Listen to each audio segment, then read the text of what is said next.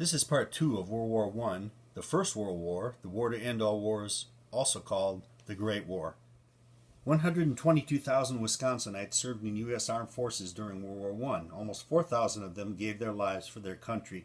The 42nd Division, also known as the Rainbow Division, 150th Machine Gun Battalion, was largely made up of men detached from the Wisconsin National Guard from Appleton, Fond du Lac, Oconto, and Oshkosh. They saw action in the Champagne Marne, the Aisne Marne, the Meuse-Argonne Forest offensive, as well as the Battle of St. Mihiel. The 86th Division, the Black Hawk Division, drew most of its men from Wisconsin and Illinois. The Black Hawk Division was activated in August 1917, went overseas about a year later. While the division did not see combat as a whole, several of its units were sent to support and reinforce the frontline troops. Base Hospital 22 is made up almost entirely of doctors and nurses from the Milwaukee area. The unit mobilized in December 1917 and went overseas in June 1918. My grandfather's unit, the 32nd Division, was comprised of the Wisconsin and Michigan National Guards. It was formed on July 18, 1917, and they trained at Camp MacArthur, Texas. They arrived in France in February 1918 and served at the front from May through the end of the war. The advance party of the 32nd Division, including an engineering company along with other units, was on board the USS Tuscania, which was torpedoed by a German U-boat on February 5, 1918. 267 men perished. The bulk of the 32nd Division was safely transported to France through the submarine-infested waters surrounding Great Britain on board the USS Covington and arrived in France in late February. Originally tagged as a replacement division, they earned their combat boots in the hot Alsace. We saw this slide earlier, but just to refresh, this is the 32nd Division campaigns. The 32nd Division was known as Les Terribles by the French. A French general saw them in action for the very first time and coined that term because of the veracity of which they attacked the German positions.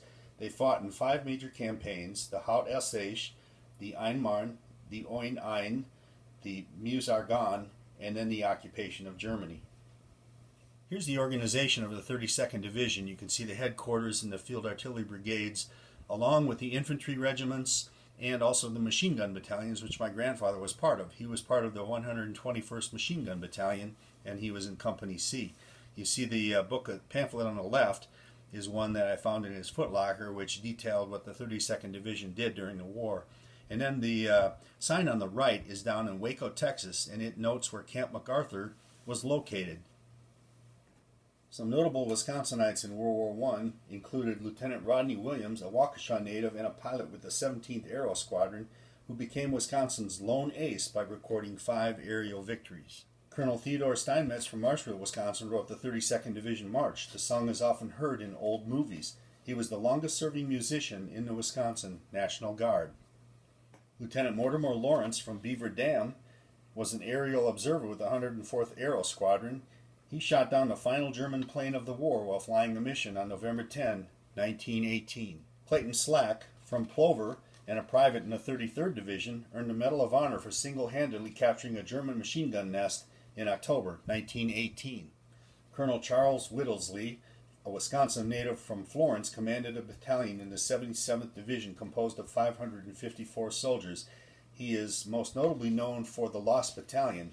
You can research online and find the movie The Lost Battalion. It's a great movie about what he did during the war. So as I stated in part 1, my grandfather fought in the war. He was a bugler with the 32nd Division, the 121st Machine Gun Battalion, Company C.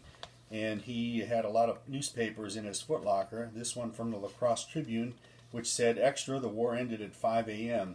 And then he had a little piece of notoriety by saying, "It's all over with," says Leo Foster, as he was just out of the hospital after being wounded. He had been wounded at least twice, and possibly a third time, we're not sure. But according to all reports, it says that he was wounded 3 times.